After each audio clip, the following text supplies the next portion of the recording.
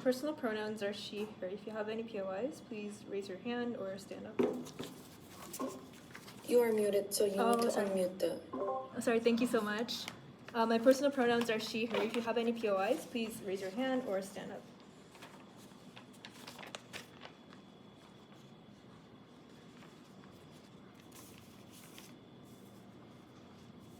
Okay. Starting my speech in 3, 2, 1. A couple of clarifications before I go into our arguments. The first point being, what does this movement want? I think obviously they probably want less abortion. I think they probably, and in order to do this, they probably want practical solutions, right? They probably want things like the parliament passing more laws or policies that leads to the outcome of less abortion. But number 2, they probably want to access a larger demography to imply this sort of narratives to spread the idea of having less abortions. They probably want more people to learn about their ideas and resonate with their ideas. And then the second piece of setup being, what is this advocating to secular people look like? I think it's probably things like, for example, talking about health harms, explaining how there's actual health harms that come out of abortion. Things like maybe if you do want a baby eventually, you might be harder to get pregnant later, or you might cause actual harms to your body. Or it could also be about simply talking about the idea of how having a family is simply nice, having a family, how that gives you happiness, or those sort of things. It can also be about the idea of economy, simply having more children gives more benefits to the economy, or those sort of things. Very secular ideas. But then how it's going to spread, how we're going to spread it, it's likely going to be through simply movements through, such as like social media or like influencers or like simply narratives that gives like lots and lots of exposure to like the general public. So now, why do we say that simply our side of the house is better? I think there's like mainly two targets that this this movement has, probably to religious people or like not really religious people. But we say that simply our side of the house is better because we better supplement both of these things. I think at the point. The reason why we say that we should like prioritize advocacy to more secular people is because I think the people who do have power, who do have the ability to change like actual changes, like doing things like in parliament, like making laws, it's like very, very like in most cases it's like the secular people, right? Because most people, the people who are in government are like in most situations they're like secular. What this means is that politicians that make laws or like create laws or debate about laws are secular, or like the ministries that actually implement these policies are also secular, right? So I think at the point that's one of the reasons that why we should prioritize these sort of people. But then I think like even the clear delta here is that I think on either side of the house we say that it's simply a waste to like prioritize like doing advocating more for religious people, and the reason for this is simply because I think either way there's already like a democratization of this narrative by like religious leaders, right? I think religious leaders already have like a huge incentive to tell their followers to like not reasons why you should not do abortion. And the main reason being because I think in many religions the common idea is that life is like a gift that was given to you by God. It's something that is precious. Like it is not something that you should waste, or not something that you as a person is able to like take out of your own right, or like those sort of things. I think like at this point like there's already lots of reasons why this like ideas are already spread between religious people, right? Already religious people already have this idea that abortion is something that they do not want to do because of their religious thinking. But then now moving on to why why this implying to like secular people is like important. I think even if like you do spread it to like religious movements and entities, like at the end of the day, if there are like no laws or like no like actual practical things implemented, it does not really change it does not bring a huge change that is beneficial to the movement. But why do we say that our side of the house is simply much more effective? I think simply because our side is able to promote narratives that actually resonate with like secular people, right? And what I mean by this is like number one, explaining that you like having a family is simply good. I think this is like something that everyone sort of agrees with, right? I think no one believes that having a child is inherently harmful or like you feel inherent harm like by looking at your child. I think there's like lots of happiness or ideas that associated with the child that this movement can like imply to these secular people, right? For example, like the inherent happiness that you get from seeing your child growing up, like the inherent like fulfillment that you feel when you realize that your child depends upon you, and like you're able to like provide the child with lots of opportunities and those sort of things, or like simply feeling needed by a child is like a really fulfilling feeling, right? Like I think there's lots of reasons why you could promote that, or like it could be about the economy. For example, like explaining simply why having more kids is simply more valuable for the economy. There's like lots of reasons, right? And lots of proximate reasons that would make people see the reality. For example, number one being, I think in the status quo where governments are literally saying, oh, we have to get more immigrants because there's not enough children or not enough population in the future. I think people already realize the importance of having kids. Or number two, simply talking about how like, oh, no, there's not going to be enough pension in the future. You have to increase like the taxes on that. Or simply like saying things like those sort of things. I think that leads to like people generally enforce spreading these sort of ideas is like something that's generally agreed upon the public, right? Everybody sees that there are certain benefits that you get out of having children. But then number C, I think the idea of health is also incredibly important. Simply telling people about the actual harms that occur as a result of abortion is, I think, far more effective to like affecting narrative to secular people. Why do these things not happen on their side of the house? I think number one, as long as you're prioritizing like religious like sort of ideas, it's not going to like it's not going to like sort of move the secular people at all, right? Insofar as I think secular people already sort of have like a certain aversion to these sort of ideas, or they probably have like they probably sort of like have a barrier from the first place. They probably tried to distance themselves from the first place, or like there's generally a lack of respect towards like religious ideas in the first place. I think there's the likelihood of like secular leaders in the government like actually bringing like religious reasons why you should not abort, or like those sort of things, is something that is very, very unlikely. What this means is that there's on the other side of the house, like the chances of actual change happening is like very, very low. But then number two, notice that on their side of the house, it's actually really, really hard to reach like a wider range of people. What I mean by this is that if you're like using religious ideas, like even if you say religious, there's lots of different religions, right? Muslim people, Christian people, and those sort of things. For every single religion, you're going to have to give like a really detailed reason, a religious reason that is specific to their religious community as to why you should not do abortion. I think like that's in a sense is like already very complicated. That is also already something that takes lots of resources. And like at the end of the day, like we don't know how much margin of like delta there is as a result of like appealing to religious people just because you prioritize them, right? I think so. What do we want to say at the end of the day is like there's significantly bigger delta on our side of the house. But then why do we say that?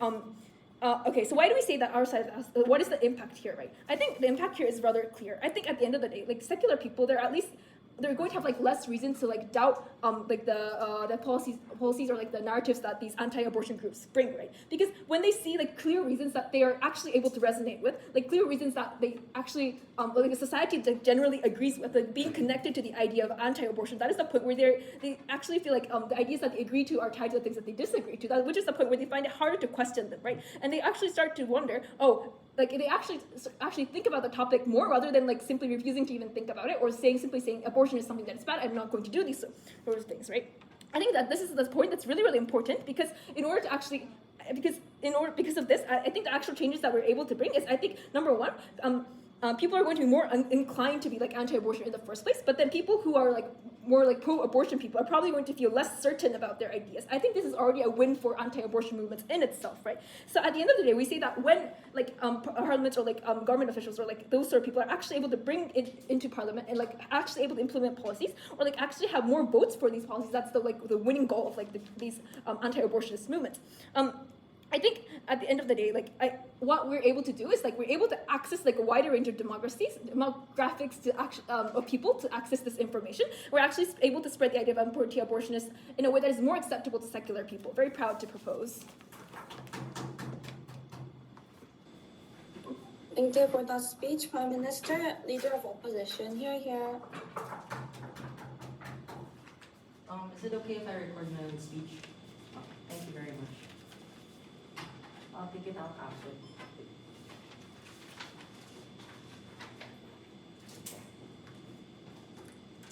Hello. I'm also recording my own speech for your information, and I consent to this recording. Okay, that's this recording over here. I just wanted to note that there's a recording over here, and I consent to that as well. All good. All right.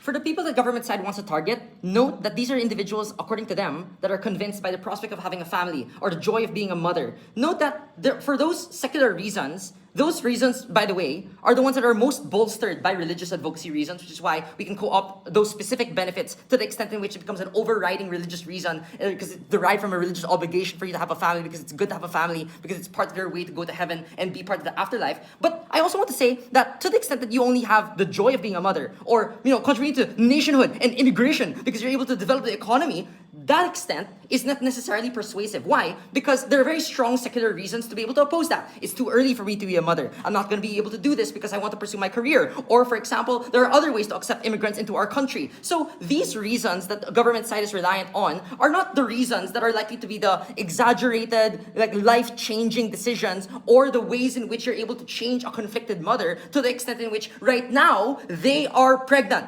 They are an individual that is struggling with a decision because likely they're in the conflict, right? They're dealing with a family that's likely religious, or dealing with some other individuals that are encouraging him to go through an abortion because they want to prioritize their own family or prioritize their own career and personal ambition. To the extent in which these are individuals that are likely to be the most target market of the right-wing movement or the anti-abortion movement, we believe that the most persuasive way to target them is to be able to not have like this personal empowering narrative that tries to say that I could, pursue my own life outside of this or be able to enjoy my life while having a child. It's that it must be an obligation that is overriding. And that is why religion is important. Firstly, I'm going to explain why religious advocacy is very effective for this particular target market for those that are that are conflicted. And second, I'm going to explain why secular mechanisms that they are reliant on, like the science, the health harms, all of these other things, are likely to be very much mitigated to the extent in which they undermine their own movement. And lastly, I'm going to talk about the long term, why our reforms are more long lasting. Number one, why is religious advocacy effective for these target markets who are likely to be conflicted? There are a few reasons why. The first reason is that highly developed economies, which we're talking about in this debate, the ones that are likely to have aging populations, the ones that are likely to have abortion that's legalized already, like the United States, they are already at a point in which they are currently undergoing a resurgence of religion and religiosity within these countries, particularly among the youth. This is for a few reasons. One, because they have a search for meaning. They want to pursue something that is higher and more valuable to them outside of their work because they already,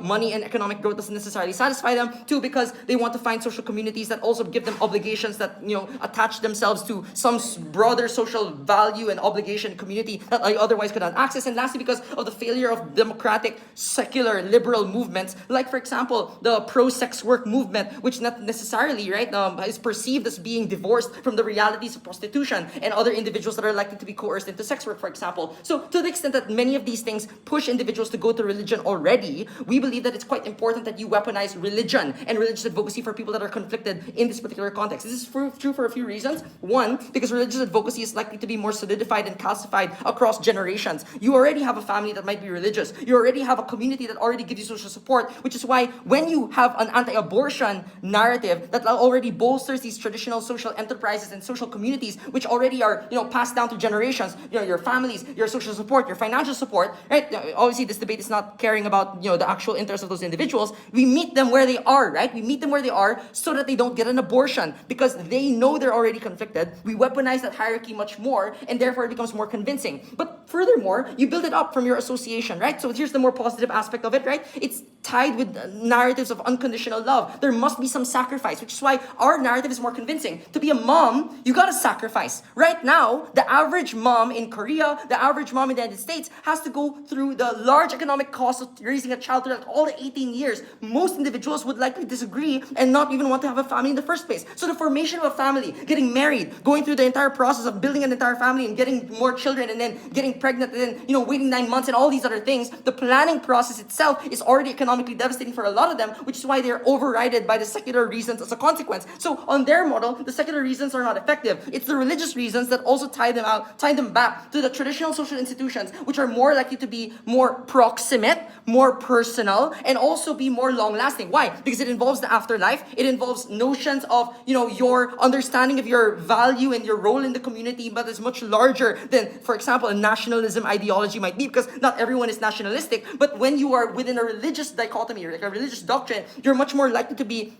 associated with these narratives in a more personal way, right? Because religion provides you with other sources of spirituality. Like when your mom or your dad is sick, you pray to your God, and that is why your personal relationship is deepened through the act of not going through an abortion allows you to have a deeper relationship with that. So in conscience, on that basis, it is simply more effective. So religion advocacy, therefore, is relatively more resistant to criticism because it creates in and out groups. Those people who are within the religious hierarchy that are likely to be, more expert on this job, or be able to invoke the afterlife and morality and the punishment of life and death as a consequence of the mortal sin that might happen when you go through an abortion. This is the example, right? When you go through all these documentaries that talk about the fact that this is a soul, this is a child, this is an individual who was created by God. This is someone that you are responsible for, that you are the only person that's responsible for, in the same way that we were responsible for all the other sins that other individuals had to carry on throughout their life. Yes, I'll take the POI. If they already have such strong religious backings from their family under their self the house, then what's the delta of your religious Well, because your model, right, buys in to liberal movements that likely are trying to convince these communities to try and go opt into other alternative communities. Like, for example, the academic community, the medicine community, where they're trying to reduce the risks for, going through an abortion, for example, and increasing in technology on that. Or the academic community, which says that, oh, there's no life anyways at this particular point, and therefore it's relatively tolerable to go through an abortion at this point, right? So there are many ways in which compromises can happen in your world, or even through feminism, for example, that it's an entirely feminist, like, empowering decision for you to do this so you can pursue your career. Like, my contextualization still applies here, right? That there are many economic growth incentives and many personal incentives that are more proximate and overriding, which is why they override your secular reasons, which is why religious reasons are relatively more personal, because it supersedes that logical gap, right? And that logical gap of feeling, which is created by empathy in this consequence. So secular mechanisms then, as a consequence of this mechanism, I'll just finish this argument. One, on when they rely on academic and medical communities, or when they rely on the feminist movement and choice feminism, they relatively take away the platform from themselves. They undermine their own advocacy from the anti-abortion movement because, one, technological development gets faster, it outpaces the speed by which religion adapts, which is why the technological arguments become moot on their model when they talk about the health risks, for example, of going through an abortion, for example. Those risks are substantially getting reduced, which is why the Democrat Party is trying to overturn a lot of the harsh abortion bans that have been instituted across the small states in the United States. And on feminism, it becomes relatively more inclusive for you to try and penetrate that with all the religious reasons for you to be a mom and motherhood, which is tied to religion. For these reasons, I'm very, very proud to oppose. You, Leader of Opposition, Deputy Prime Minister, here.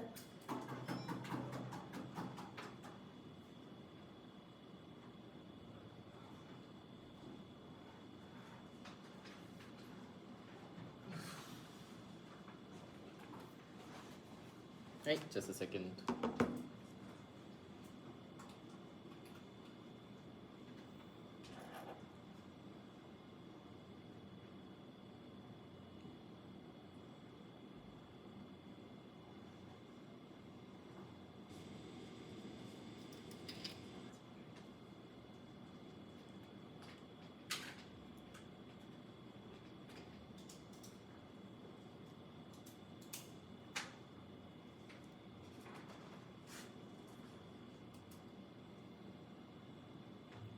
Right. I'll be starting my speech in 3, 2. Oh, wait, I should time myself. What the heck am I doing? Alright. I'm starting my speech in 3, 2, 1. I really wish opposition didn't really run our case, because at the end of the day, if you were listening to PM, you would have noticed that we're already doing the religious advocacy by not doing the religious advocacy. So here's then reasons why religious leaders do the religious advocacy anyways. Firstly, they have incentive to do so. 3 reasons. Firstly, they want to stay on trend, and so if there is discussions about abortion, they want to talk about it. Secondly, they just simply want more followers, and at the end of the day, bigger families is just more followers that can, directly subscribe to their beliefs. In general, they just feel like there's, making whatever. And thirdly, because the idea of life is so directly enshrined, and, for every reason that Ella also said, these people want to save the lives of these people that were otherwise considering abortion, and so therefore they want to save those lives, right? Fourthly, religious is just in generally very pro-family, but uniquely in a misogynistic lens, for the reason that religions developed their scriptures during a time where female rights was just not very developed, right? During a time where only men were allowed to write these things, or only men were trusted to write these things. If that's then true, then in terms of incentives, into the religious and just personal incentives, you're just very incentivized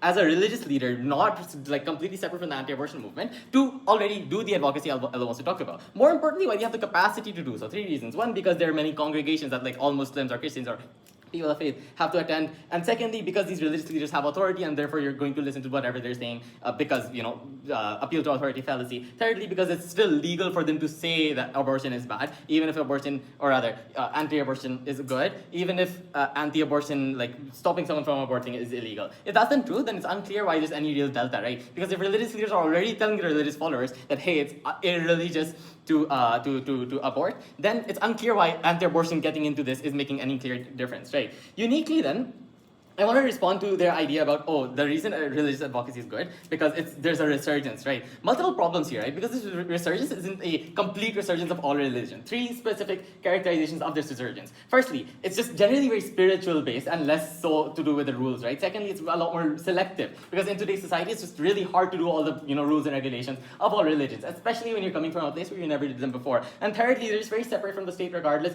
because of the fact the state is built upon precedents of law, and this law has just in general separated church from state. So if all of this is true, then even if we buy the fact that there is a resurgence of religion, then it is not a pure one in its complete form, right? It is probably a lot more selective, it is probably a lot more convenient, because how else do you manage a 9 to 5 and the spiritualism, right? Probably just in the cases of praying to God when you need him and really just avoiding it in general, right? Why pray 5 times a day, for example? But more importantly, I don't think I buy that, right? I don't think there's a resurgence. 5 reasons why the religion is actually going down. Firstly, people just have much less and less time in status quo. Insofar as you have a lot more things like productivity culture or, hustle culture, etc., that pushes people to, spend less time doing things that are non-productive, things like religion, etc., right? Instead, why not just do yoga? You get the same benefits without having to subscribe to anything. Secondly, there's just an archaic image built within religion, right?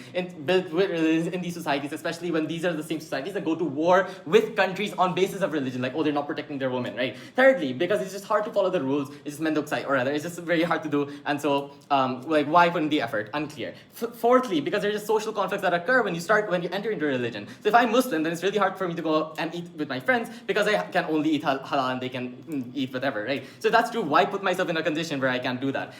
And that's what most people are doing because these societies in general are secular, right? Last reason is simply because opposing to accept anyways. More importantly though, specifically about religion, the problem is that it's fading out of relevance within policy making, right? 5 reasons here. Firstly, because there are just fewer religious people in general, but maybe you don't buy this. More importantly, after many generations, religions are fading out because of the way it's disseminated by their parents in a very singular binary way. Yet when they meet other people of different circumstances, different religions, in these societies that are so multicultural, it makes it far harder for these singular binary views from their parents to keep going. That's why a lot of people that have religious parents end up are tending towards not being religious. Thirdly, because it just has bad connotations, like I already talked about, and at the end of the day, because of the fact that this is just simply not respected within law as a moral grounds in of itself, at that point then, it has no solvency within policy making, right? Then at the end of the day, what are we proving and why is that unique, right? Because firstly, they want to tell you that, everything that we say about, convincing these policymakers, it doesn't convince them, but it's unclear why, right? The reasons we do convince them is firstly, because these reasons are actually ones that they do care about. You can take the easy examples and be like, if they cared about family, then religion work better. Well, first, that depends on if they are religious in the first place. But more importantly, that's not what we're talking about, right? Because you can also have secular morals, right? The morality of just life, right? Of life in of itself being something that you ought not to have a say over. Of, just things like just the practical outcomes of having more children. If that isn't true, and these are things that any normal person generally cares about, then when we conflate these ideas that you do care about with anti-abortion, which maybe you don't, it becomes far harder. You have to take a lot more mental hurdles to then still you separate anti-abortion from everything else that you care about then specifically the people who we're convincing here is just a separate delta, right? I'll take you after that. This is 3 things. Firstly, it's generally men, because at the end of the day, most politicians or most people in power or most people that can get connections are men because of the fact that the system is patriarchal. Secondly, these are generally people that are not involved. So if they tell you things that, if someone's actually going through abortion or not, this is not what they're thinking. True, but policymakers aren't going through abortion generally, and so this is a distant issue from them in general. Most importantly, these people are generally not religious. Take Zohran Mamdani, for example. He says he's a Muslim, and he technically is, I guess, but during his policy making, during his events and rallies, he would go to gay protests, etc. Therefore, he doesn't let his religion enter in terms of his policy making. Before I go on, They might not be religious, but they turn to religion during times of crisis in particular. If they lose control of the narrative, then it's much easier for liberal movements to reclaim religious narratives for their own purposes as well, which is why we must have our model. Amazing. So then if your purpose is one where you do want to have abortion, then you would use religion to sustain that cause, right? To prove that, it is actually good to abort. But similarly, if your purpose is one where you don't want to abort, then you would similarly weaponize religion for your own sake to say, actually my religion is that way, right? So at the end of the day, you're only just, solidifying purposes that you had from beforehand, then that means religion is not giving you any new real incentives, right? Then, at the end of the day, why is it, we've made it very clear for you that policymakers have a lot more, incentive to then buy into anti-abortion ideas. But more importantly, if they want to talk about this as just a general spread of ideas, why is it far easier to spread on our side? Firstly, on the audience, right? 4 things. 1, because we're just crossing many lines, right? In their world, they have to stick within the lines of Muslims or within the lines of Shia Muslims. The advocacy that we do is one that just spans all lines, all economic lines, cultural lines, etc., or just more lines than not. Secondly, because this is a young audience, but I guess generally that's both sides. Thirdly, because we're just what's the word?